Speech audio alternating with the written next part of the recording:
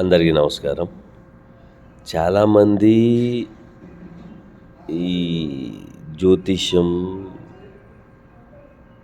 నేను చెప్పడం వలన చాలామంది కూడాను ఫాలోవర్సు జాగ్రత్తగా గమనిస్తున్నారనేది నాకు అర్థమవుతోంది. అసలు అసలు జ్యోతిష్యం అంటే ఏంటి? ఇది కదా మనకు కావాల్సిన ప్రశ్న. ప్రతి ఒక్కళ్ళు శాస్త్రం శాస్త్రం శాస్త్రం శాస్త్రం ఈ దేని మీద ఆధారంతో రాశారు అనేది మీకేం తెలుసు? దేని మీద ఆధారంతో రాశారు?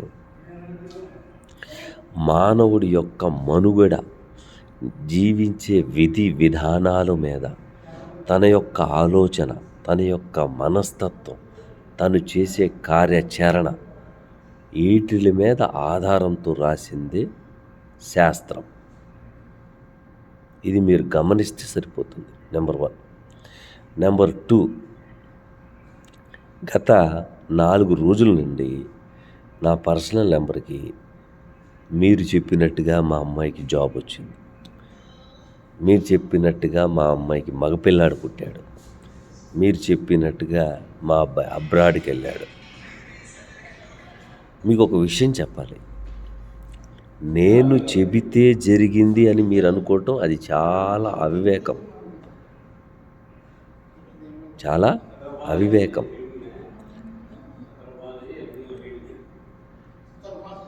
ఆ మహనీయ మహర్షి బృందం మనకి చక్కటిగా శాస్త్రాన్ని ఇచ్చారు.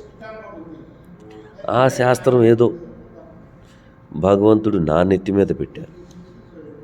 ఉన్నది ఉన్నట్టుగా చెప్పేసేస్తాడు కదా ఈయన అని. సరే పెట్టారు, నేను చెప్పాను, అది జరిగింది. ఆ ఘనత ఎవరికి? నేనేమన్నా రాశానా? లేదే. నేను చెప్పిన ప్రతి ఫలితము, దానికి వచ్చే రిజల్ట్, ఆ ఘనత ఆ మహనీయ మహర్షి బృందానికే దక్కాలి. నేనెవరినండి? నేనేమన్నా రాశానా? లేదే. ఆ మహనీయ మహర్షి బృందం రాసిన గ్రంథాన్ని నేను చదివి అనుభవంలోకి తెచ్చుకొని, అనుభవంలో ఏం జరిగింది, ఎలా జరిగింది, ఎప్పుడు జరిగింది, ఎందుకని జరిగింది అనే వాటి మీద పరిశోధన చేశాను. ఆ ఘనత అంతా ఆ మహనీయ మహర్షి బృందానికే దక్కాలి. జ్యోతిష్యం మేము చెప్పాము, మేము జరిగిపోయింది అని చెప్పుకుంటాం, అది వేస్ట్ కాదు, అది దైవేచ్ఛ.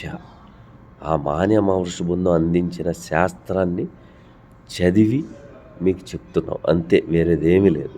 నేను చెప్పడం వల్ల జరగాలనుకుంటే మీ ఇంట్లో శుభకార్యం జరగమని ఎందుకు అడుగుతాను? నాకు జరగాలని కోరుకుంటాను, కానీ మీరందరూ బాగుండాలని నేను ఎందుకు అనుకుంటా?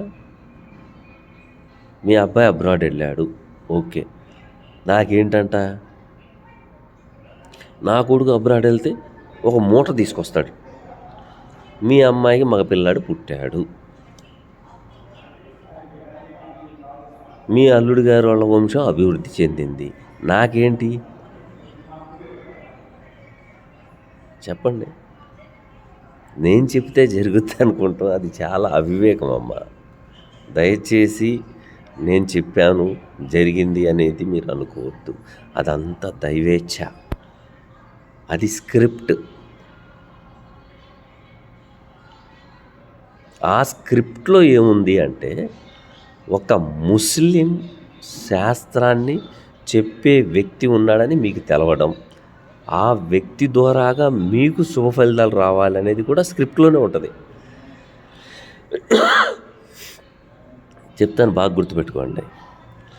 రాహు గ్రహం 1/11/2023లో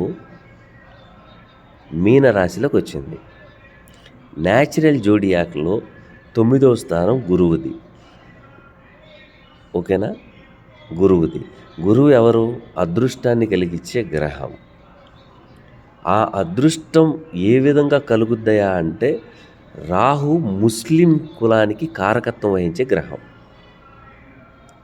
ఒక ముస్లిం ద్వారాగా మీకు శుభ ఫలితాలు వస్తాయని కానీ, శుభం జరిగే అవకాశం అని కానీ, ఆయన చెప్పిన విధంగా మీకు జరుగుద్దని స్క్రిప్ట్ మీ జాతకంలో ఉంటుంది.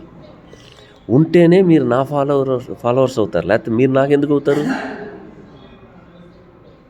అవరే.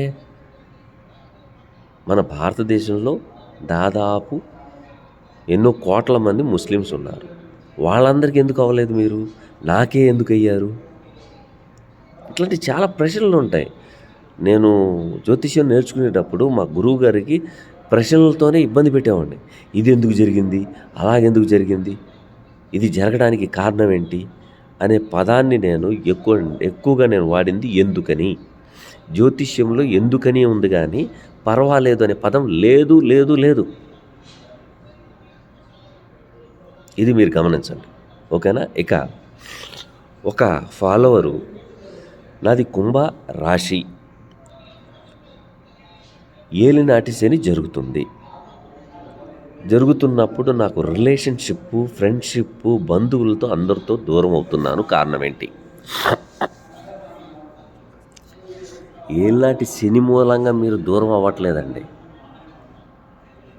వాళ్ళు ఏలినాటి శని మూలంగా దూరం అవ్వట్ల. వాళ్ళ బుద్ధి మీకు తెలియపరుస్తున్నాడు ఆయన. మీ దగ్గర డబ్బులు ఉన్నప్పుడు మీ దగ్గర ఉన్నారు. అర్థమైందా? మీ దగ్గర డబ్బులు ఉన్నప్పుడు వాళ్ళ దగ్గర ఉన్నారు. మీ దగ్గర డబ్బులు లేవు, అప్పుడు వాళ్ళందరూ దూరం అయిపోతారు. అంటే వాళ్ళ బుద్ధి మీకు తెలియపరచడానికి. శనేశ్వరుడు ఊరకని మిమ్మల్ని పట్టుకుని పిసికేయడు. గమనించండి, శని సనాతన ధర్మాన్ని పాలించే గ్రహం. మీరు రైట్ వే నడుస్తారు. ఆ రైట్ వే అందరికీ నడుస్తానికి మీరేమన్నా సత్యహరిశ్చంద్రుడా? కాదు కదా. సత్యహరిశ్చంద్రుడు ఈ కాలంలో ఉండినా ఆయన పిచ్చోడు అంటారు. ఎందుకంటే మనోళ్ళు అలా మార్చేస్తారు ఆయన. ఓకేనా? అయితే ఎప్పుడైతే మీ రాశికి రాహు దగ్గరవుతున్నారో, రాహు యొక్క నక్షత్రంలో శని సంచారం జరిగినప్పుడు, రాహు ఎవరు? దూరానికి కారకుడు. రాహు ఎక్కడున్నారు? 2వ స్థానంలో ఉన్నారు. 2వ స్థానం అంటే కుటుంబం. ఆయన దృష్టి 10వ దృష్టి ఎక్కడ పడుతుంది? 5వ స్థానం మీద పడుతుంది. అంటే మీరు ఎవరినైతే ఎక్కువగా ప్రేమిస్తారో, ఆదరిస్తారో, నా వాళ్ళు అంటారో వాళ్ళందరూ దూరం అయిపోతారు. కుటుంబంలో చికాకులు. దీనికి ఒక మంచి రెమెడీ కావాలన్నారు. చెప్పనా? కోపం రాదుగా. మీరు నోరు మూసుకొని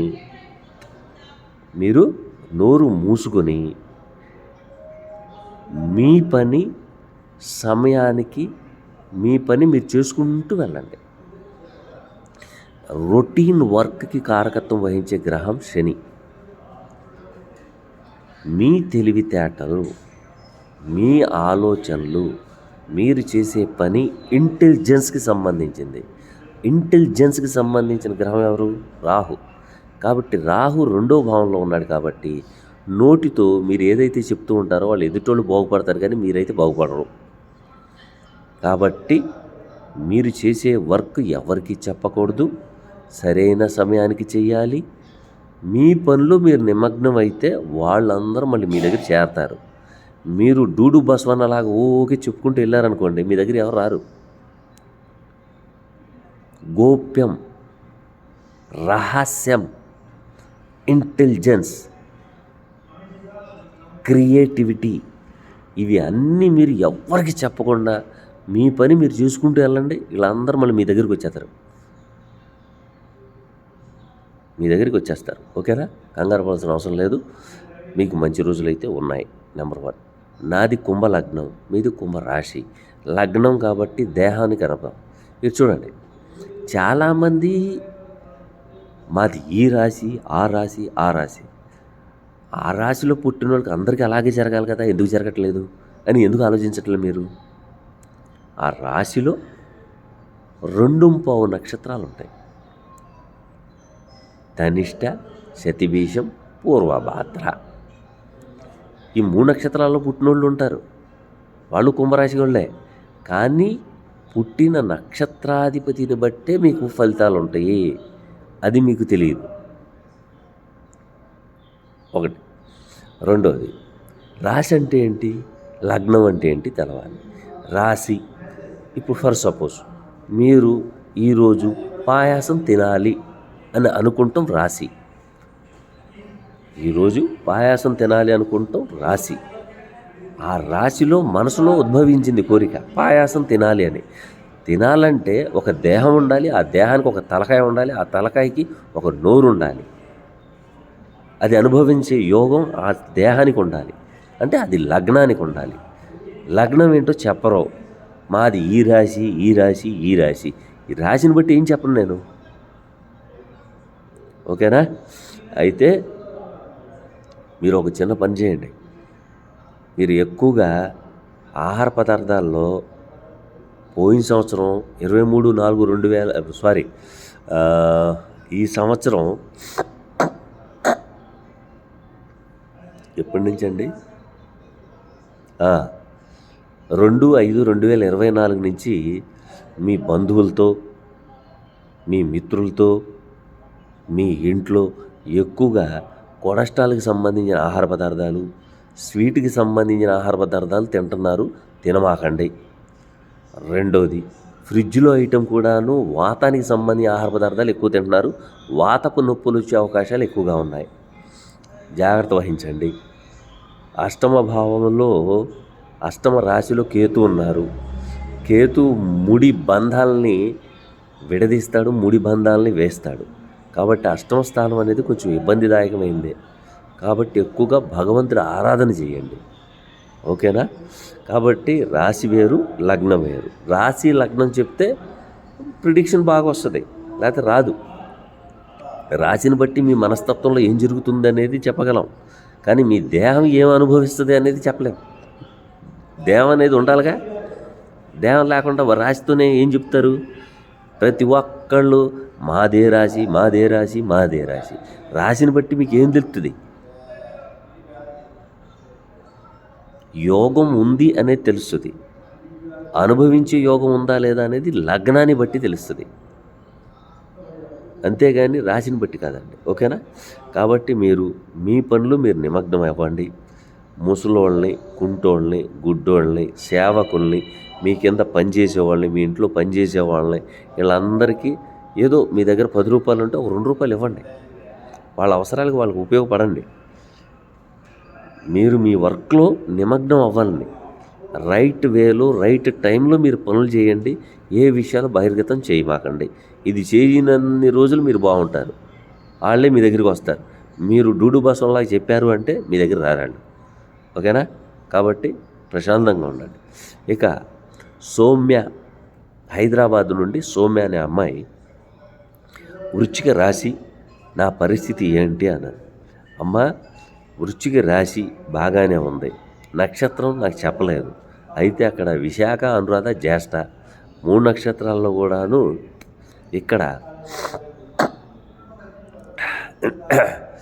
ఇక్కడ ఏంటంటే మనస్తత్వానికి సంబంధించిన దాని మీద ఎక్కువగా ప్రభావితం చూపిస్తుంది.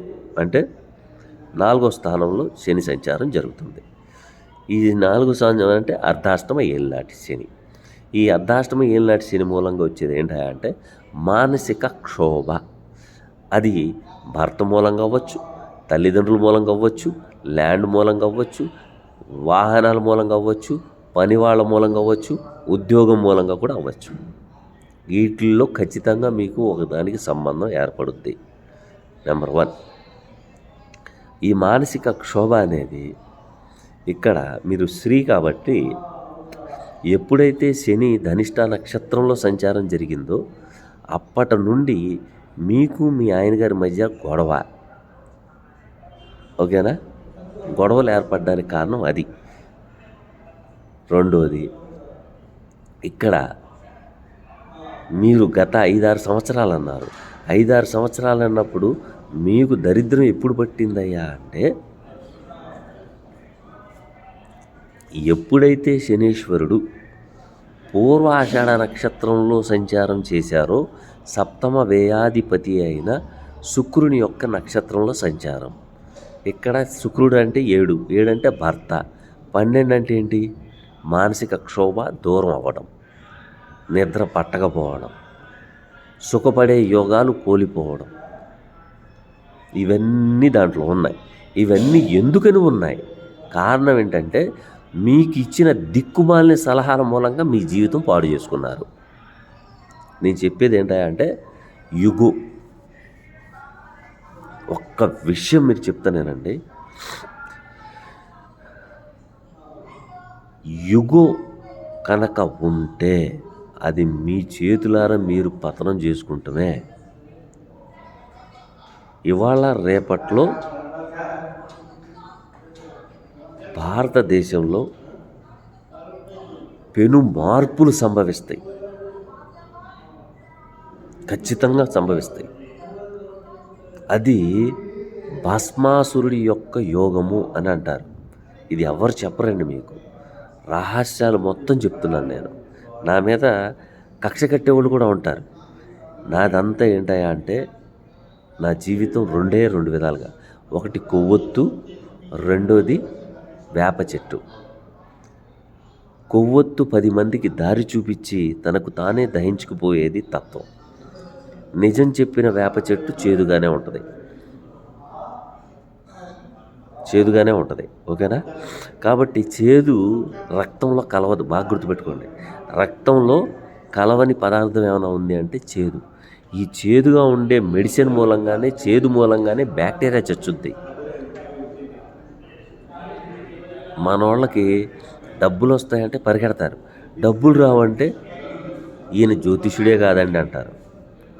చాలామంది ఈ పొలిటికల్గా అడిగారు నేను దయచేసి నాకు పొలిటికల్గా నాకు తెలియదండి, నాకంత పరిజ్ఞానం లేదు, నాకంత పరిజ్ఞానమే లేదని చెప్పాను. ఎందుకు?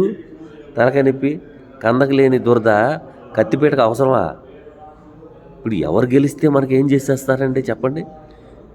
1947 కానీ పేద దేశం మనది.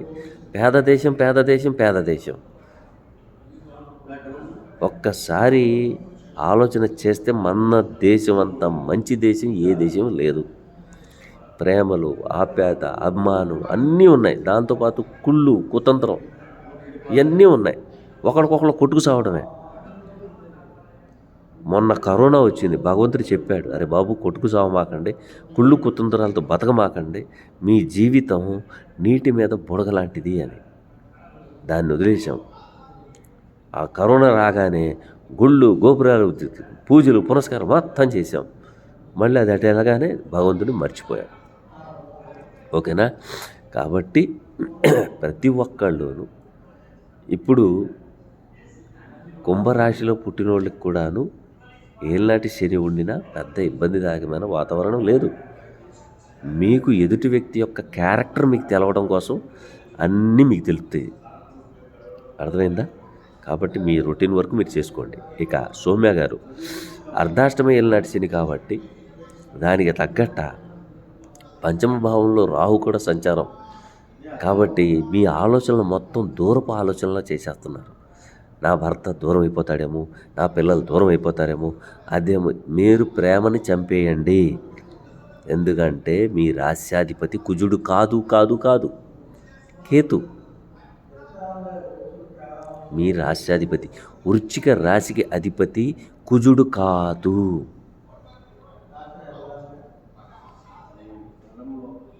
23/9/2020 నుంచి మీరు పడుతున్న స్ట్రబుల్స్ అన్నీ నాకు తెలుసు. కేతువు ఎప్పుడైతే వృశ్చిక రాశిలో ట్రాన్సిట్ అయ్యిందో అక్కడ జ్యేష్ఠ నక్షత్రం ఉంది, అనురాధ నక్షత్రం ఉంది, విశాఖ నక్షత్రం ఉంది. ఓకేనా? ఇప్పుడు 11లో లాభంలో ఉన్నాడు. ఓకేనా? 11లో లాభంలో ఉండి చంద్రుడి యొక్క నక్షత్రంలో ఉన్నాడు. కాబట్టి మీరు చూపించే ప్రేమ మీ భర్త దూరం అవుతామే. మీ భర్తని లెట్గోగా ఉండండి. వస్తేరా లేకపోతే లేదు. ఒక ముండ కాకపోతే 10 మందిని పెట్టుకో అనండి. బొమ్మట అందరిని విడిచిపెట్టి మీ కాళ్ళ దగ్గర రాకపోతే అప్పుడు అడగండి. That is Ketu. కేతు బంధం కలుపుద్ది, బంధాన్ని దూరం చేస్తుంది. మీరేం చేస్తున్నారు? బంధం అంటున్నారు, బంధాన్ని దూరం చేస్తుంది. బాగా గమనించండి. అశ్విని నక్షత్రం, మఖా నక్షత్రం, మూలా నక్షత్రం, ఈ నక్షత్రాల్లో జన్మించిన వాళ్ళు మీరు ప్రేమించిన వ్యక్తి దూరం అయిపోతాడు, మీరు ప్రేమించే సంపద దూరం అయిపోతుంది, మీరు ప్రేమించే బిడ్డలు దూరం అయిపోతారు. ఖచ్చితం 100కి 95%. ఇది స్వ అనుభవంతో చెప్తున్నాను నేను. మీరు ఎప్పుడైతే లెట్గోగా ఉంటారో, మీ దగ్గర ఉన్న దాన్ని ముక్తిని ఎప్పుడు ప్రసాదిస్తారో, అంటే మీ చేతిలోకి వచ్చిన దాన్ని మీరు రిటర్న్ ఇచ్చేయాలి. 100 రూపాయలు కావాలి, వస్తాయి మీ దగ్గరికి. 100 రూపాయలు మీకు 50 కావాలి, 20 ఉంచుకోండి, 30 ఇచ్చేయండి. మళ్ళీ 1000 రూపాయలు రాకపోతే అప్పుడు అడగండి, ఖచ్చితంగా వచ్చేస్తాయి. That is Ketu. భగవంతుని ఆరాధించండి. భగవంతుని మీ మనసులో ఉన్న ప్రేమను చంపేయండి. ఖచ్చితంగా మీ భర్త మీ దగ్గరికి వస్తాడు, రాకుండా ఉండడం. అసలు పట్టించుకోమాగండి, దెబ్బముట వస్తాడు. ఈ అన్నీ జూలై నెలలో బాగా గుర్తుపెట్టుకోండి. ఏ గ్రహం యుతిలో ఉంటే భార్యాభర్తల్లో బంధం ఎలా ఉంటుంది, ఏ గ్రహాలు యుతిలో ఉంటే మీరు భర్త నుంచి ఎంత దూరం ఉండాలి, భర్త మీ దగ్గర నుంచి ఎంత దూరంలో ఉండాలి, మొత్తం A to Z చెప్తానండి. దాని గురించి కంగారు పడాల్సిన అవసరం లేదు. నా పరిజ్ఞానం సహకరించినంత వరకు మీకు చెప్పడమే నా బాధ్యత. మీరు బాగుంటే నాకు వచ్చే లాభం ఏంటో తెలుసా? ఇప్పుడు చెప్తున్నాను, మీరు ఇచ్చే ఫీజు కాదండి. ఫీజు ఇవాళ ఉంటుంది, రేపొద్దున అయిపోతాయి. కానీ నేను బ్రతికినంత కాలం మీ మనసులోంచి వచ్చే ఆశీర్వాదం, దీవెన, నేను పోయిన తర్వాత కూడా భగవంతుడి సన్నిధిలో ఈ దీవెనలు, ఆశీర్వాదాలు, పుణ్యాలు ఏ విధంగా పనిచేస్తాయో తెలుసా? ఒక బిడ్డ, చిన్న పిల్లవాడికి మామిడికాయ ఇచ్చారనుకోండి, మామిడికాయ తింటాడు. మూతి నిండా మామిడికాయ అంటుద్దా అంటదా? అంటుద్ది. అంటినప్పుడు మూతి నిండా ఈగలు ముసురుతాయి తెలుసా? ముసురుతుంటే వాడు ఇట్టా ఇట్టా ఇట్టా ఇట్టా అంటూ ఉంటాడు, అంటా కూడా తింటానే ఉంటాడు. ఆ ఈగల్లాగా ముసిరేది మనం చేసిన పుణ్యాలు. భగవంతుడి మీద, ముఖం మీద ముసురుతాయి. ఈ మానవుడు 10 మందికి పనిచేశాడు, ఈ మానవుడికి ఇన్ని ఆశీర్వాదాలు ఉన్నాయి, ఇన్ని పుణ్యాలు ఉన్నాయి, ఈయనకి స్వర్గం ప్రాప్తించాలని అవి అడ్డుపడతాయి. మనం ఏం చేస్తున్నాం? ఎవడ టీ ఇస్తే వాడంక మాట్లాడుతున్నాం, ఎవడ లంచం ఇస్తే వాడే మాట్లాడతాం, ఎవరు డబ్బులు ఇస్తే వాళ్ళకు ఓటేస్తాం. ముందల మారండి. మీరు మారితేనే అందరు మారుతారు. ఫస్ట్ మీ మార్పు మీ దగ్గర నుంచి మొదలెట్టండి, అందరు మారుతారు. ఓకేనా? కాబట్టి జూలై నెల తొందరగా రావాలని కోరుకోండి. ఇండియా వస్తాను. అలాగే మా టీం వాళ్ళకు కూడా చెప్పాను, వారానికి